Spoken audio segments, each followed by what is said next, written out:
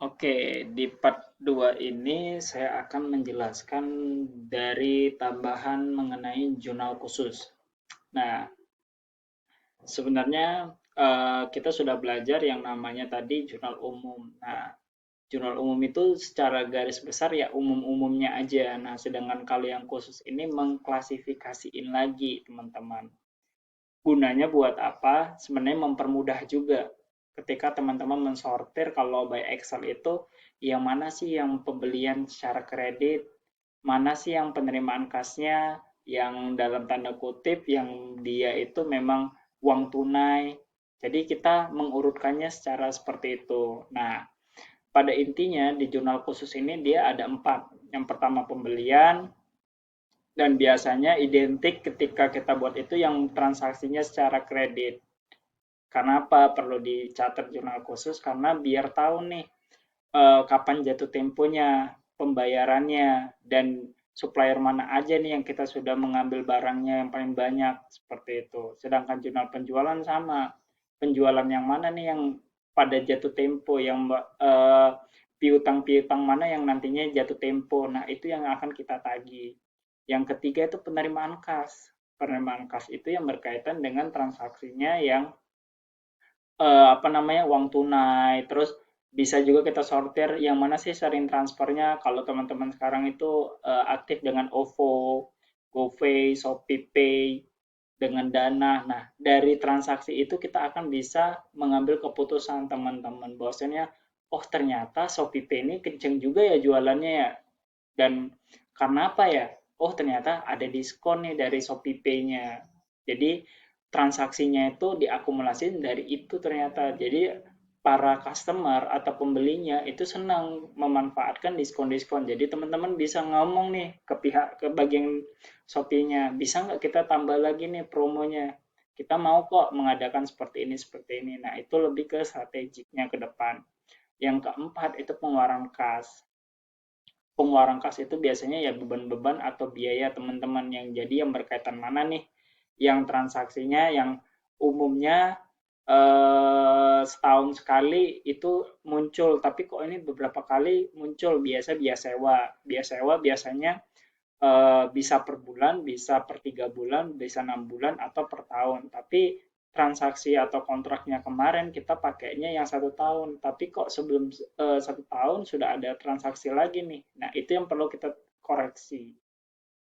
Lanjut, yang ketiga itu jurnal penyesuaian. Nah, sebenarnya kalau jurnal penyesuaian ini, kalau yang pernah saya buat, itu tergantung dari jenis perusahaannya, teman-teman. Jadi skala industrinya juga biasanya kalau untuk perusahaan dagang, perusahaan jasa yang memang perusahaannya sudah mulai besar, itu memang akan ada namanya jurnal penyesuaian.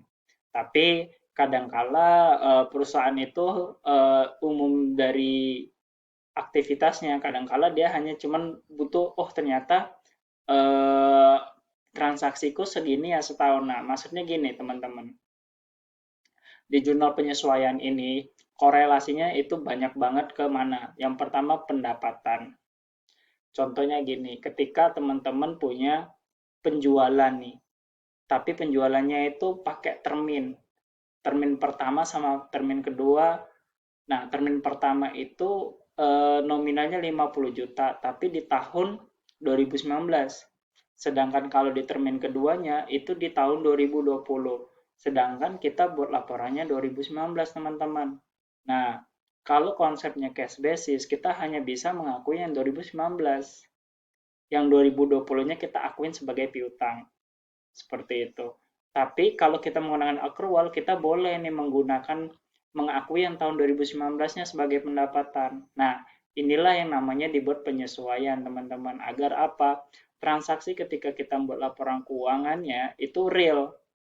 Misal 2019 ya 2019, teman-teman. Nah, kalau teman-teman masih ada yang kurang paham, nanti info ke saya. Nanti saya coba jelaskan kembali. Next. Nah, contohnya tuh seperti ini, teman-teman. Tadi itu case-nya sebagai pendapatan. Nah, bisa juga di biaya jurnal penyesuaian. Maksudnya apa? Di biaya ini lebih ke sewa, teman. Jadi, sewanya itu misal selama 1 tahun itu 12 juta. Nah, seharusnya setiap bulan kita melakukan penjualan itu 1 juta, teman-teman. Cuman di Desember ini kita akan buat yang namanya dari 1 Desember ke ini, itu kita akan buat 11 juta, 1 jutanya tadi itu akan diakumulasikan di bulan berikutnya, tapi kita akan mengakuin jurnal penyesuaian seperti yang saya tampilin bahwasannya apa, sewa dibayar di mukanya 11 juta, beban sewanya itu 11 juta di kredit. Kenapa? Alasannya karena yang 12 juta ini tadi kita akumulasiin di bulan berikutnya, tapi sebenarnya kalau dalam 1 tahun itu kita tinggal bagi dulu, bagi 12 dulu. Misal setahun tadi itu kategorinya 12 juta kan setahun, berarti kan 1 bulannya 1 juta. Nah, 1 jutanya ini nanti akan kita kurangin selama 12 bulan ke depan. Jadi penyesuaian pertamanya ini adalah sewa dibayar di mukanya di debitnya itu 11 juta, kreditnya itu 11 juta. Itu. Terakhir, ini biasanya jurnal penutup ya. Di jurnal penutup ini biasanya untuk menormalkan atau memindahkan saldo perkiraan sementara sehingga perusahaan dapat mengetahui laba rugi bisnis selama 1 periode. Saldo perkiraan sementara yang dimaksud adalah perkiraan normal dan fry. Nah, biasanya akun jurnal penutup ini ada 4 yang perlu teman-teman perhatiin. Yang pertama itu di akun pendapatan, kedua ada akun beban, yang ketiga ada rekening PRIV. PRIV itu adalah pengambilan pribadi dari pemilik yang digunakan untuk kepentingan pribadi. Contohnya si perusahaan Bro Corporation itu pemiliknya atas nama Amir. Nah, si Amir ini ngambil uang 50 juta untuk keperluan dia ke luar negeri untuk sekolah. Tapi sekolahnya ini bukan untuk kepentingan perusahaan, tapi untuk kepentingan dia pribadi. Next, saya lanjut contohnya nih. Kita langsung ke contoh. Jadi misal gini, saldo akun pendapatan pada akhir periodenya 150 juta. Nah, jurnal penutupnya ini cukup dibalik aja teman-teman. Pendapatan, terus di debit, ikhtisar laba ruginya itu di kredit. Nah, jurnal pembaliknya itu lawan transaksinya yang tadi teman-teman. Nah, kita lanjut ke yang jurnal pembalik. Tadi untuk jurnal penutup itu yang perlu teman-teman perhatiin ini akun-akun apa aja. Yang pertama pendapatan, terus biaya, ketiga tadi ada PRIV, keempat ada rekening ikhtisar laba rugi. Nah, terus saya lanjut di jurnal pembalik. Jurnal pembalik ini dibuat dengan tujuan untuk mempermudah pencatatan teman-teman. Kenapa? Jadi jurnal pembalik itu adalah membalikan jurnal penyesuaian. Nah, jadi di jurnal penyesuaian tadi kan kita sudah melakukan adjustment nih yang sewa. Nah, kalau sewanya sudah dibayar, berarti dibalik lagi teman-teman. Nah, jadi poin-poin apa aja kalau di jurnal pembalik, ini ada beban dibayar di muka sebagai beban, pendapatan diterima di muka sebagai pendapatan. Nah, pendapatan diterima di muka ini salah satunya down payment, DP. Beban yang harus yang ketiga itu beban yang harus dibayar, yang keempat pendapatan yang masih harus diterima. Nah, contohnya modelnya kurang lebih seperti ini teman-teman untuk di jurnal pembalik. Saya turun balik dikit. Nah, jadi di jurnal pembalik ini seperti yang saya contohkan di jurnal penyesuaian, bahwasanya 1 Desember kemarin itu ada uang sewa 1 tahunnya 12 juta. Nah, jurnal tiap bulannya kan 1 juta nih.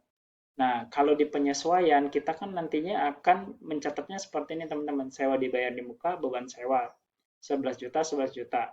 Kalau pembaliknya itu cukup dibalik lagi aja dari jurnal penyesuaiannya.